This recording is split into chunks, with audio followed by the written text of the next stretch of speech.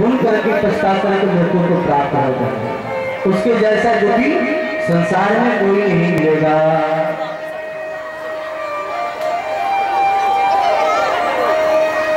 अगर ये भगवान संसार में अवतार ना लेते, अगर संत मुनि महात्मा नहीं होते तो ये संसार पागल खाना नहीं हो जाता। ध्यान रखना, कभी अपने मन से पूछो कि पागल खाना नहीं हो जाता।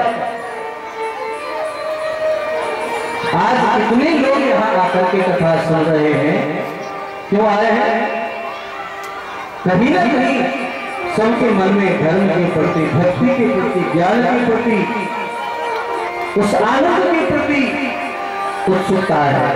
वे आनंद स्वरूप भगवान पर प्रकट होंगे और कब उनके लीला चरित्रों को सुन सुन करके अपने मन को हम वहां लगाए।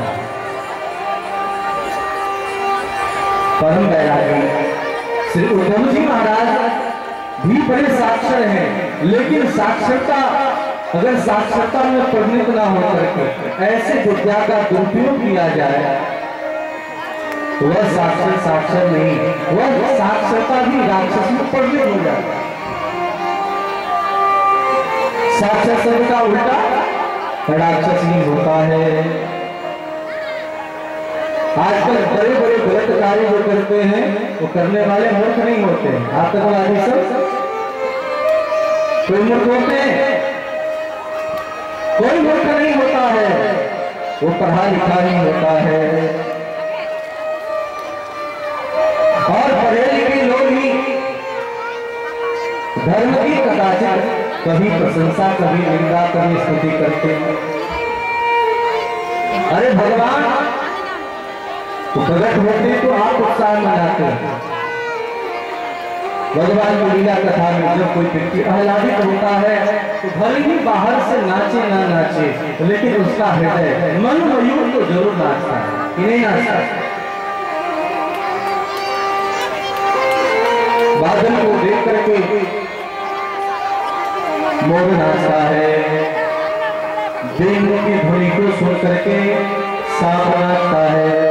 उसी प्रकार स्वर संगीत के लहरियों को देख करके जो सांपादी लोग हैं, कल्याण चाहने वाले जीव हैं, जिसके भीतर स्वर का जानकारी है, वो नाचता है।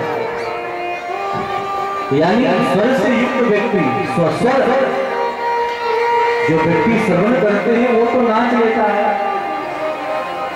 यानी स्वर वाले स्वसुर तो नाच लेता है, नाच लेते। लेकिन जो असुर है, यानी जिसे स्वर का जानकारी नहीं है, वो तो असुर ही है। असुर के जानकार लोग स्वर को क्या समझा?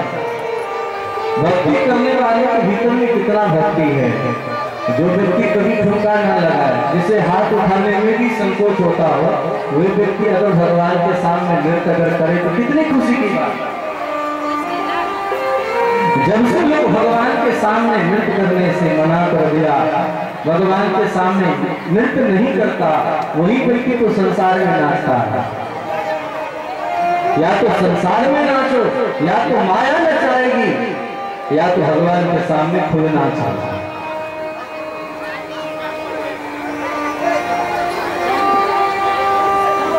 जब आपका हृदय शांत होता तभी तो आप कर पाता। जब आनंद कोई होता है तभी तो उद्गायति नृत्यति कुचिंचर। भागवत धर्म में ये परिभाषा दिया गया है, भक्त जब भक्ति को करता है तो धीरे धीरे भगवान के सामने नृत्य करने लगता है। मीरा जी भगवान के सामने खुद नृत्य करती है। लोग कहे मीरा भई बावरी, सास कहे कुलना सीरे। सास क्या कहते हैं? लेकिन ये भाव कब होता है? जब मेरे को गोपाल दूसरों को पर मीरा नाच मीरा बहुत बड़ी राजा की बेटी होकर के, राजा की पत्नी होकर के बीच सड़क पर नाचती है गिरधर गोपाल के लिए।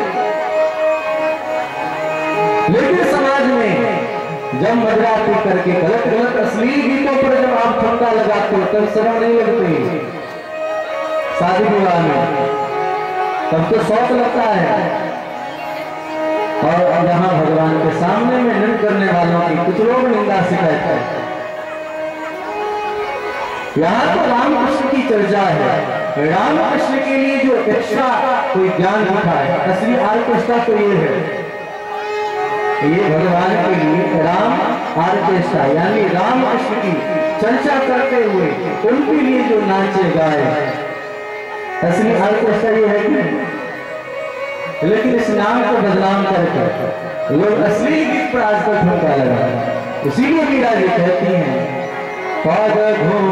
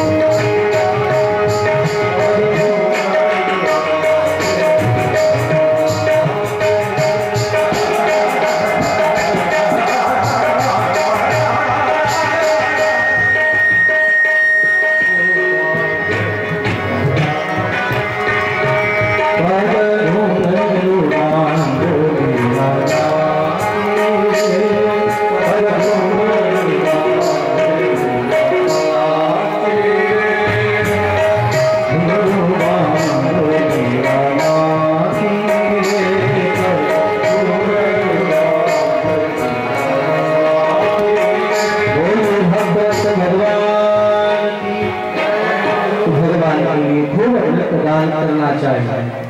देवनायुते प्रादा विप्रेभ्यः समलंकृते तिलादिन सप्तरत्नौघ साधकौभा भरारुता। आज नंद बाबा के यहाँ जब लाला का जन्म हुआ सब लोग धूमधाम से यहाँ पर उत्सव मनाए हैं। इतनी प्रकार के दान दक्षिणा दिया है। बड़े बड़े ऋषि मुनि महात्मा सब वेश बदल बदल करके आते हैं श्याम सुंदर के उत्सव को मनाने के लिए। नंदो महामनास्तेभ्यो वासोऽलंकार गोधनम् शोकमागधबन्धुभ्यो ये मे बुद्ध्यो अजीवनः। इतना दान दिया है। देखो दान किसे करना चाहिए? अगर भगवान ने दिया है तो दान जरूर करो। जरूरतमंद को देख करके उन्हें जरूर दो जिससे इनका उपयोग हो सके। ये नहीं कि दान पूछ करके दिया जाता है कि हर किस चीज की जरूरत हो और वह देना चाहिए। ततः आरभ्य नंदस्य भजः सर्व समृद्धिमान हरे निवासात् पूर्णे रमा कीडन भूरिपः। आज जब इस प्रकार दान कर रहे हैं तो रमा कीडन रमा रमाया राधाया राधा रानी मानो आज वहां पर प्रकट हो गई। रमा का मतलब लक्ष्मी भी होता है और रमा का मतलब राधा रानी भी होता है। जहां भगवान होते हैं राधा रानी वहां पर विराजमान हो जाते हैं, अर्थात राधा रानी भी प्रकट हो गई। इस प्रकार सुंदर गाना दक्षिणानंद बाबा ने दिया है। सब लोग बड़े आनंदित हो गए हैं देखिए उत्सव को जानकर कितने दिनों के बाद। सबका ध्यान ये एक प्रकार से श्याम सुंदर के प्रति ही लगा रहता है, ध्यान दें। इसीलिए कथा का हम संख्यात्मक भाग से हम लोग चर्चा करेंगे, क्योंकि ये पहली कथा नहीं है कि आप लोग सुन रहे हैं। आप लोगों ने तो बहुतों बार कथा सुनी होगी। अरे चौथी बार ये कथा यहाँ पर हो रही है। ये चौथी बार कथा इस गांव की, यानी धर्म अर्थ काम मोक्ष, यानी सब कथा को आप लोग काफी सुन चुके। आप लोग दिन के 2 बजे से रात के 11 बजे तक कथा सुन चुके हैं। अब तो सिर्फ साल तक अगर कुछ चर्चा अगर हो जाए वही का था।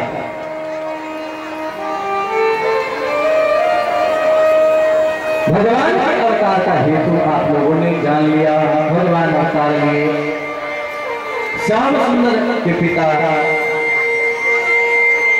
यानी नंद बाबा को कर देना है, और कर देने के लिए मथुरा जाना है। तो कर देने के लिए गए श्याम सुंदर को छोड़कर।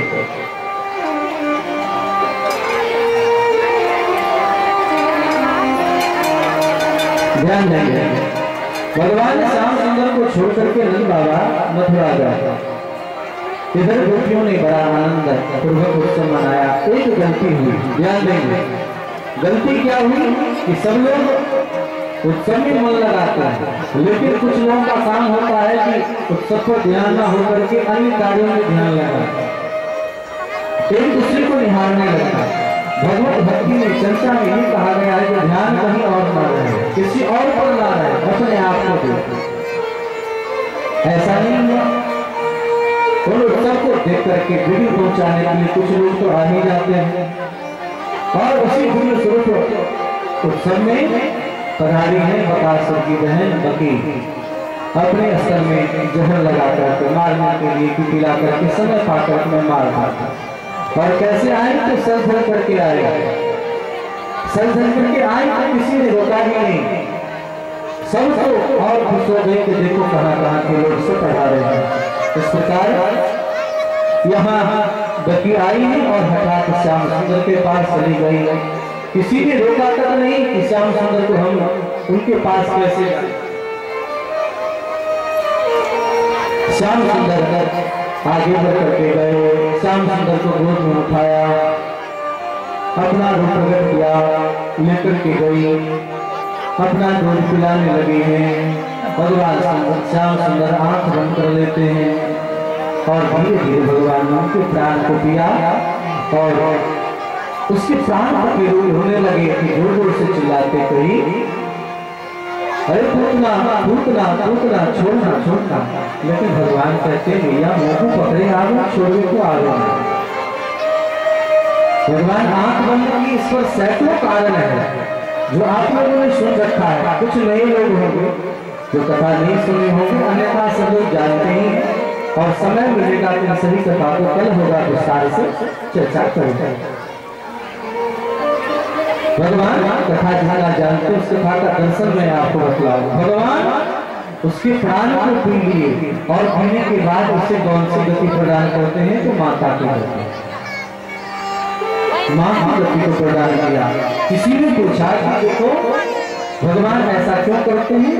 यह सोच करके भगवान सुखदेव ने कहा कि देखो भगवान का स्वभाव है व्यक्ति ये तीन प्रकार से भगवान से जुड़ जाए। भगवान ये नहीं देखते हैं कि कौन व्यक्ति क्या कर रहा है क्या नहीं कर रहा है। भगवान ये नहीं देखते, भगवान भीतर के भाव देखते हैं।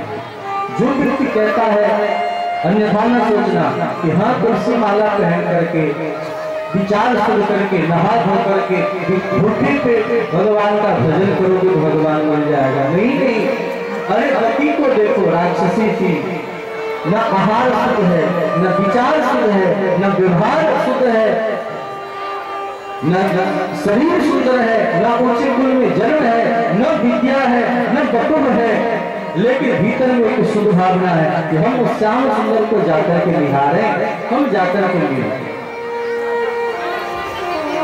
हम उन्हें कुछ दे कुछ पिलाए।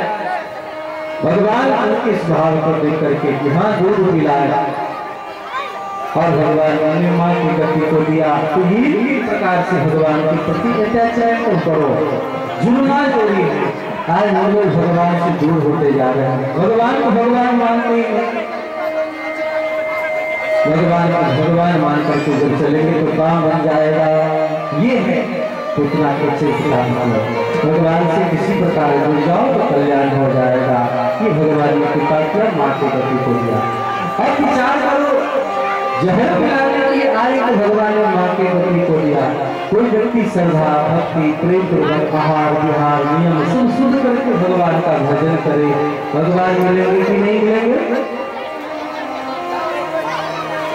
भगवान मिलेंगे कि नहीं मिलेंगे?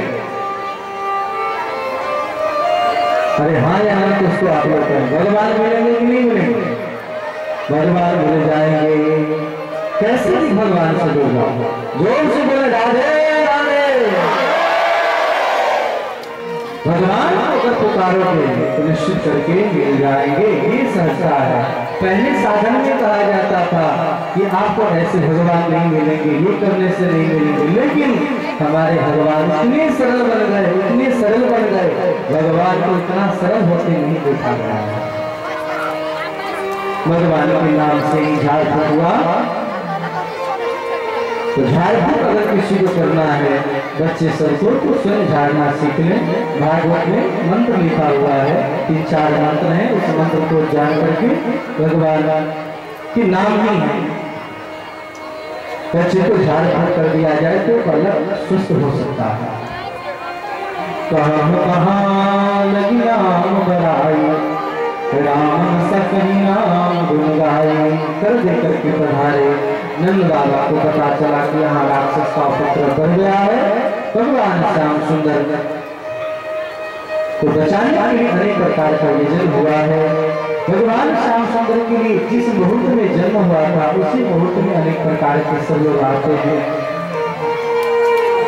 उत्सव मनाने के लिए। भगवान उत्सव का भी उत्सव का आनंद लेते हैं, उत्सव लेते आनंद करते हुए इसी बीच में तिरनावत आता है, सच्चा सुर आता है। देखो रामचरित और कृष्ण चरित्र बराबर ही है। रामावतार में भगवान राम ने पहले तारका को ही मारा, स्त्री को ही मारा, और कृष्णावतार में भगवान ने पूतना को ही मारा। तारका जो सबको परेशान करे और पूतना भी जो सबको परेशान करे, ये सब सबका स्वभाव है। भगवान ऐसे दुर्बल स्वभाव को मारते हैं। भगवान तोड़ा करके ले जाने के लिए तिरनावत आया है, और भगवान ने तिरनावत का भी उल्लंघन किया, उन्हें भी मारा। भगवान ने सकटासुर का वध किया। आज सकट के ऊपर उसके नीचे भगवान को रख दिया इन गोपियों ने, और भगवान के लिए उत्सव मनाने लगे। भगवान को भूख लगी, भगवान रो रहे हैं, लेकिन भगवान को देखने की बजाय सब उत्सव में मस्त हैं। भगवान कहते कितने लोग क्यों आए?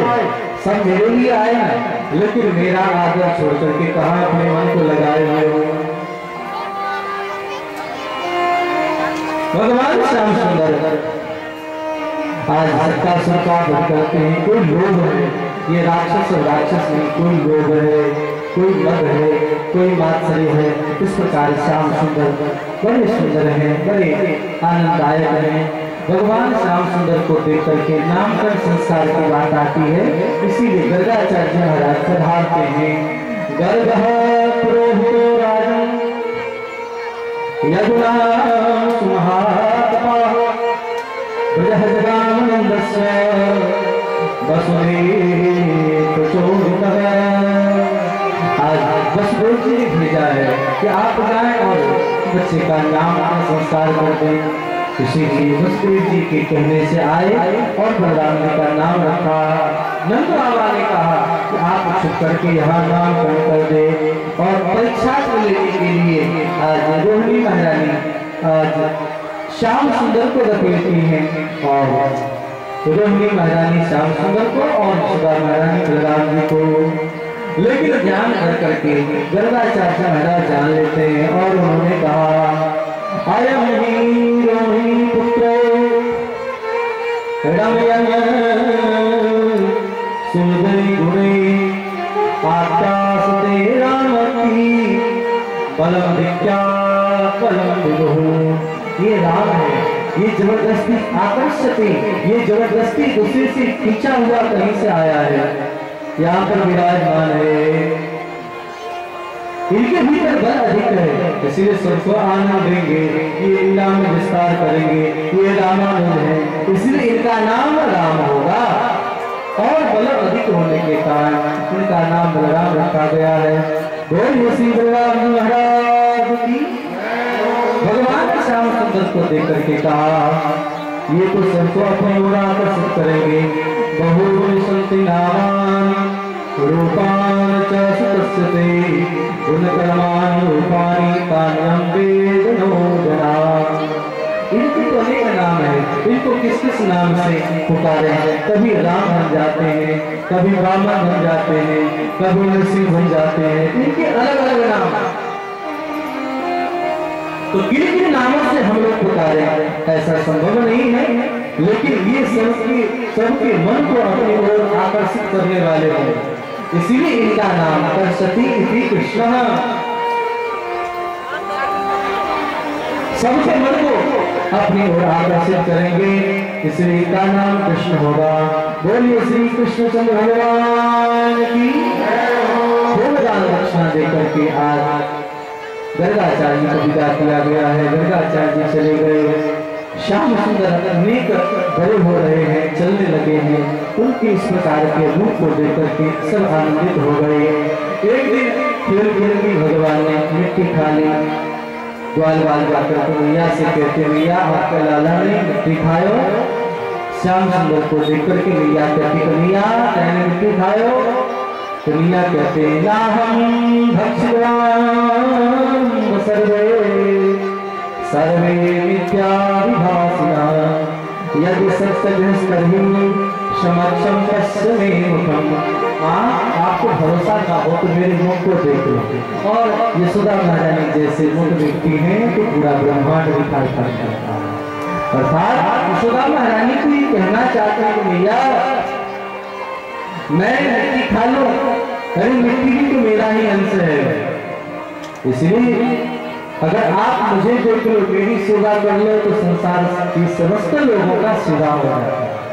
आज लोग अनेक देवी देवता का जो फोटो घर में रखते हैं कि इनका पूजा कर ले, इस मंत्र का जप कर ले, दुर्गा काली राधे श्याम हरे शंकर हरे राम, ये सब जो भी मंत्र, इन्हें कोई मंत्र जप करने की जरूरत नहीं है। आप केवल एक राम कृष्ण, एक राम का ही भजन करो, एक राम की सेवा करो तो सबकी सेवा हो। समय का बर्बाद लोग नाहन करते हैं, इस देवता का पूजन कर लिया, उनका पूजन कर लिया, उनका पूजन कर लिया, और किसी के भी देवता के चक्कर में फंसने की जरूरत नहीं है। ये मिट्टी खाने का मतलब यही है, भगवान कहते एक मेरी सेवा करने से सबका सेवा हो जाता है। अन्य चक्कर में फंसने की क्या जरूरत है। इस प्रकार भगवान श्याम सुंदर ने कहा विश्वास ना हो तो मेरे मुख को खोल करके देखो। यानी भगवान संसार में जब आए हैं तो पंच महाभूत को स्वच्छ करने के लिए आए हैं, यानी क्लाइमेट चेंज करने के लिए भगवान आए। पंच महाभूत है तो मिट्टी खा करके भगवान मिट्टी का शोधन कर रहे हैं। भगवान काली नाक को हटा करके जल को शुद्ध करते हैं, अग्नि पान करके भगवान अग्नि का शोधन करते हैं, स्वच्छ करते हैं। आकाश में व्योमासुर को मार करके भगवान वायु को, वातावरण गिरिराज पूजन करके भगवान क्या कर रहे हैं, भगवान कहते वृक्षारोपण करो, लता पता की पूजा करो। तो भगवान से बड़ा दार्शनिक और कौन हो सकता है। भगवान की एक एक लीला। आज तो लोग सिर्फ कहानी सुन लेते हैं, बस इधर से सुना बस बात खत्म। ये प्रत्येक कहानी इस कलयुग में रहने वाले जीव के लिए है। इस बात को सुनकर के अपने जीवन में कौन सा रास्ता अपनाए, जिस रास्ता को अपना लेने से काम बन जाता है।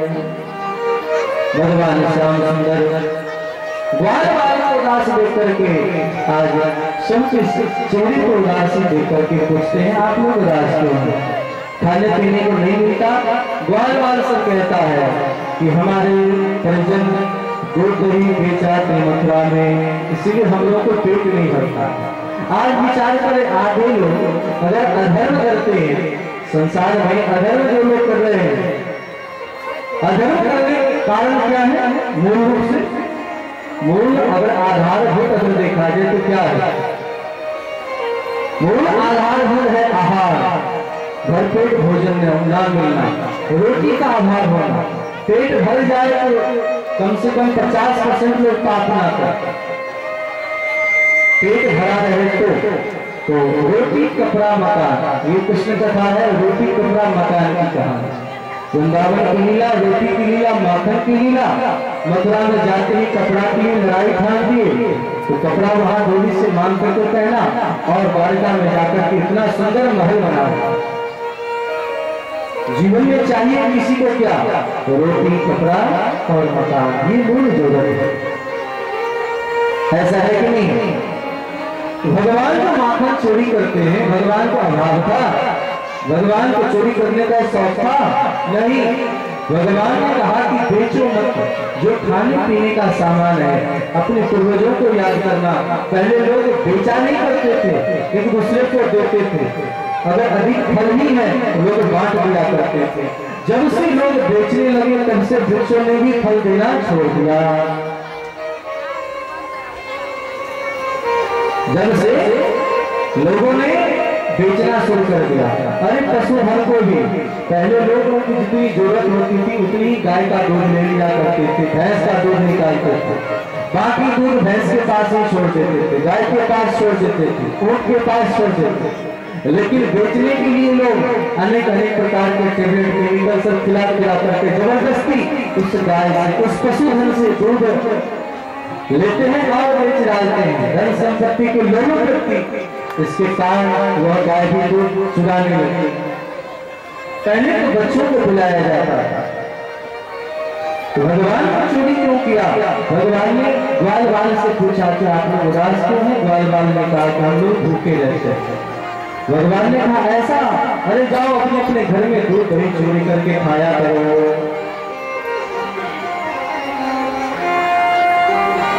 लेकिन ग्वाल बाल ने कहा कि मैं अगर चोरी करो तो पिटाई लगेगी। सब लोग घर में चोरी करने के लिए गए, इतनी पिटाई लगी कि सब लोग रोने बिलखने लगे। भगवान ने सबको छू करके कहा कि आप लोग स्वस्थ हो जाए, और ऐसा ही हुआ।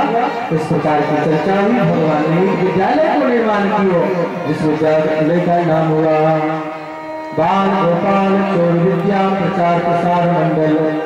इसी प्रकार यहाँ भी एक विद्यालय बनाओ, जिस विद्यालय में अनेक प्रकार की शिक्षा दीक्षा की व्यवस्था हो हर एक लोगों को, यानी गुरुकुल की व्यवस्था परंपरा जागृत होनी चाहिए। समाज कितना भी उत्थान कर ले, लेकिन जहाँ शिक्षा नहीं है, शिक्षा का स्तर कमजोर है, वह समाज कभी भी ऊंचा नहीं हो सकता। आजकल लोग दीक्षा लेते हैं। अरे दीक्षा लेने से भी पहले जरूरी है शिक्षा। पहले शिक्षा, फिर समीक्षा, फिर प्रतीक्षा, फिर परीक्षा और फिर दीक्षा। पहले दीक्षा ले ली, फिर शिक्षा है, फिर अनेक प्रकार के तर्क वितर्क करने लगे। तो पहले सोच विचार करके जान बुझ करके फिर दीक्षा, जिसकी जैसी शिक्षा का स्तर है। इसीलिए समाज में अगर कुछ भगवान ने दिया है तो शिक्षा का स्तर ऊपर करो। हम कौन सी शिक्षा दें? अरे सिर्फ इधर उधर की पुस्तक का ज्ञान हो जाना ये शिक्षा नहीं है। शिक्षा मूल रूप से है जिस बात को जानने के बाद अपने आप को पहचान सको, आप अपने आप को जानो, अपने आप को समाज में ऊंचा कर सको। अभिमान पूर्वक नहीं, ज्ञान पूर्वक। अभिमानी मत बनो, लेकिन अपने स्वाभिमानता में कमी भी मत आने। हमारा स्वाभिमान कभी नीचे न होने। रामायण में कहा गया है अस्वाभिमान